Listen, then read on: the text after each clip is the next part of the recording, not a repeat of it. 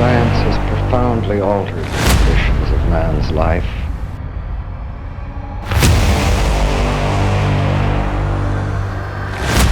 He knew the world would not be the same.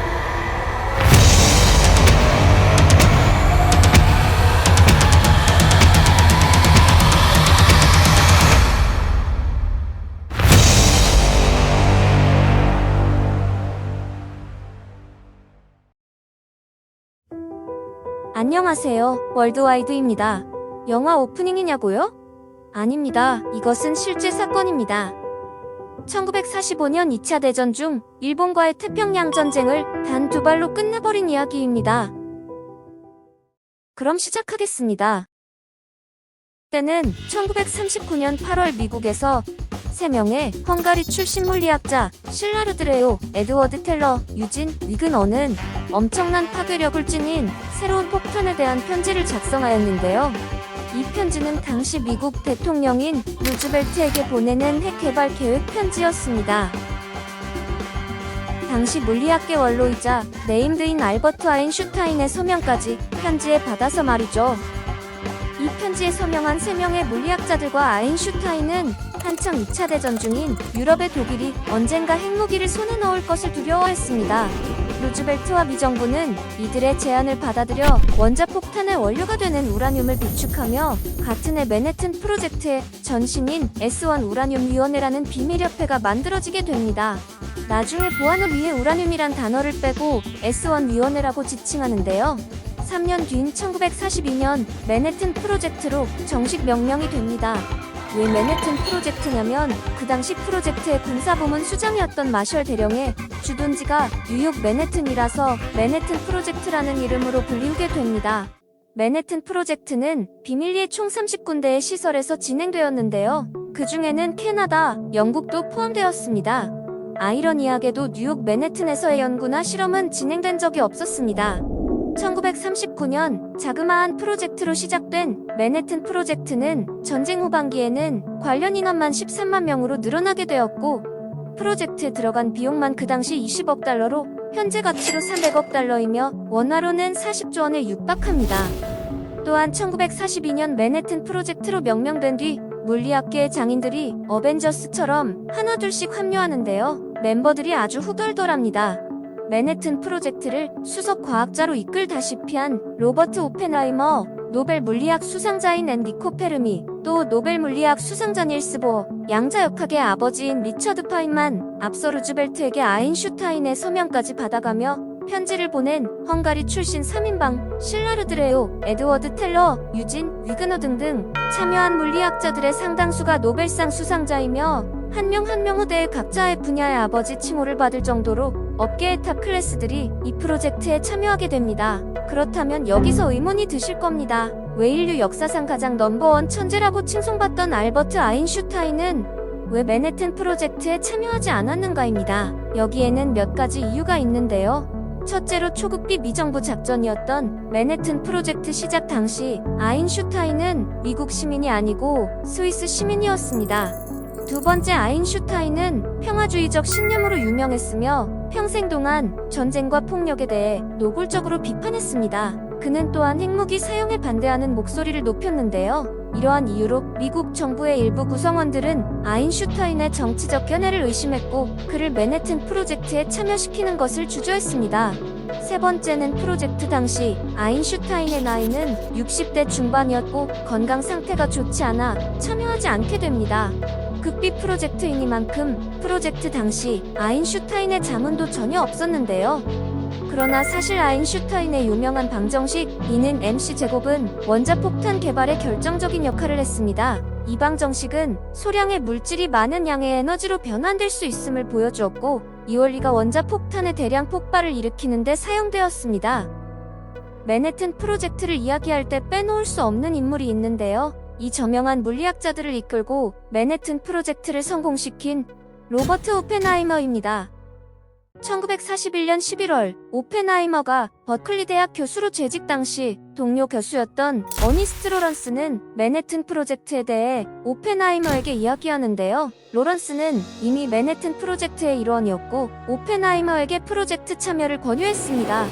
오펜하이머는 프로젝트의 중요성과 핵무기의 잠재적 영향을 확신하게 되었고 1941년 12월 프로젝트 작업을 위한 신청서를 제출했습니다. 여담으로 오펜하이머가 프로젝트 합류 신청서를 제출 후 며칠 뒤에 미국은 일본의 진주만을 공격당하며 고립주의를 고수하던 미국은 공식적으로 2차 대전에 참전하게 됩니다. 맨해튼 프로젝트의 핵폭탄 제조와 과학적인 부분을 오펜하이머가 이끌었다면 그 외적인 부분은 레슬리 그로브스 소장이 맡았는데요. 민관 합동 프로젝트였지만 엄연히 극비 군사작전이었기 때문에 미국 육군 공병대 관할로 레슬리 그로브스가 총책임을 맡았습니다. 여담으로 그로브스는 미 육군 공병단 소속 대령 시절 미국 전쟁부의 새로운 청사인 펜타곤을 6개월이라는 가공할 속도로 완벽하게 건설해냄으로써 그 능력을 인정받았었는데요. 그 공로로 중장에 진급하고 펜타곤도 잘 만들었으니 원자폭탄도 잘 만들어 보라며 상부의 기대를 한 몸에 받으면서 맨해튼 프로젝트의 총책임을 맡게 되었습니다.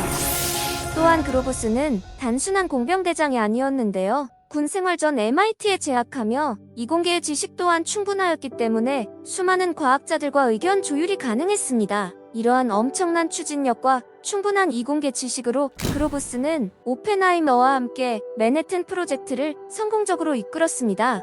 이듬해인 1942년 맨해튼 프로젝트는 오펜하이머를 필두로 최고의 과학자들과 엔지니어들의 합류 후 빠른 프로젝트의 진행을 보여줬는데요. 프로젝트 참여 인원들의 노력 끝에 3년 뒤인 1945년 드디어 2개의 핵폭탄을 만들어냈습니다. 하나는 우라늄을 사용한 리틀보이, 다른 하나는 플루토늄을 사용하는 펜맨이라는 2개의 원자폭탄을 성공적으로 생산했습니다. 최초의 핵실험은 1945년 7월 16일 주변에 민가가 없고 평지인 뉴멕시코주 엘라모고도에서 진행된 트리니티 테스트였습니다. 사용된 실험용 폭탄의 이름은 가젯이었으며 이 폭탄은 나가사키에 투하될 플루토늄 핵폭탄인 펜맨의 프로토타입이었는데요. 당시 리틀보이는 사용되는 우라늄을 충분히 확보하지 못하였고 플루토늄을 사용하는 펜맨보다는 훨씬 원리가 간단하였기 때문에 굳이 테스트를 진행하지 않았습니다. 가젯이 트리니티 테스트 후 폭탄이 예상대로 작동된 것을 확인했고 미국은 최초로 전쟁에서 원자폭탄을 사용할 수 있는 길을 열었습니다.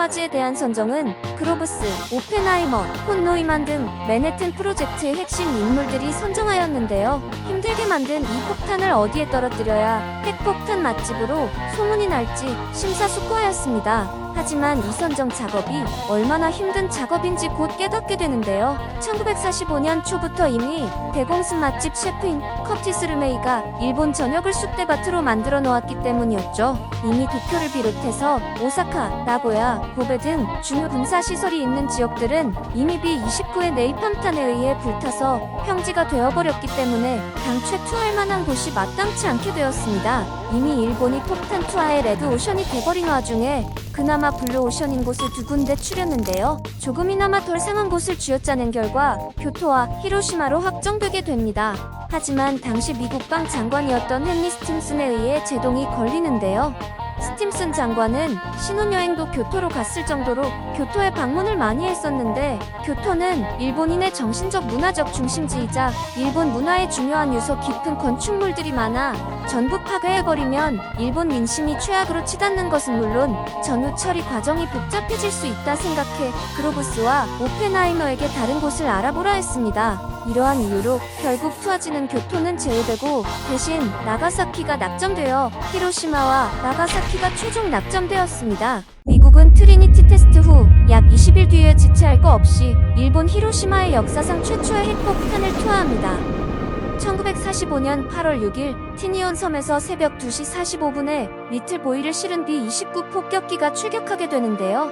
히로시마까지 약 6시간의 비행 후 폭탄은 오전 8시 15분에 약 9,400m 고도에서 투하되었습니다. 리틀보이는 폭탄이 정확한 고도로 하강했을 때 폭발을 유발하는 기압 센서를 사용하여 도시 상공 약 550m의 고도에서 폭발했습니다. 히로시마 상공 550m에서 폭발한 리틀보이는 섭씨 100만도 정도로 추정되는 커다란 불덩어리를 만들었고, 순간적으로 생긴 폭발파는 도시의 건물과 기타 구조물을 사라지게 만들었으며 최대 60km 떨어진 곳에서도 느껴지는 충격파를 생성했습니다. 폭발은 또한 상당한 양의 방사선을 생성하여 광범위한 피해와 사상자를 초래했습니다. 폭격으로 인한 즉각적인 사망자 수는 약 7만 명으로 추정되며 더 많은 사람들이 나중에 부상과 방사선 질병으로 사망했습니다.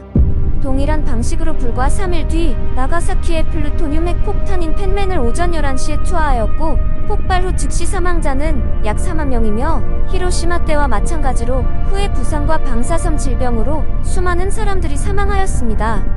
히로시마와 나가사키의 핵투하는 제2차 세계대전의 종식을 알리는 일본의 항복 결정에 중대한 영향을 미쳤는데요. 핵무기의 파괴적인 위력을 보여주고 일본 지도자들에게 더 이상의 저항은 무의미하다고 확신시켰기 때문입니다. 종전 후 극비로 진행되었던 맨해튼 프로젝트가 대중들에게 노출된 후 프로젝트를 이끌었던 오펜하이머는 원자폭탄의 아이콘으로 등극하는데요. 현재도 원폭의 아버지로 불리고 있습니다. 그는 일생 동안 우울증을 앓았던 것으로 알려져 있는데요. 맨해튼 프로젝트 기간 동안에는 높은 이해관계와 빠른 결과를 내야 한다는 압박으로 인해 상당한 스트레스를 받았었습니다. 하지만 그는 연합군의 승리를 보장하기 위해 원자폭탄의 개발이 필요하다고 믿었고, 원자폭탄의 과학적 연구와 개발을 감독하기 위해 지칠 줄 모르고 일했습니다. 그리하여 전쟁을 종식시키기 위한 맨해튼 프로젝트에 참여 인원들의 노력으로 인해 평화는 좀 더 앞당겨지게 되었고, 오펜하이머는 1967년 사망할 때까지 과학계에서 존경받는 인물로 남았습니다. 시청해주신 여러분께 감사드리며 지금까지 월드와이드였습니다. 감사합니다.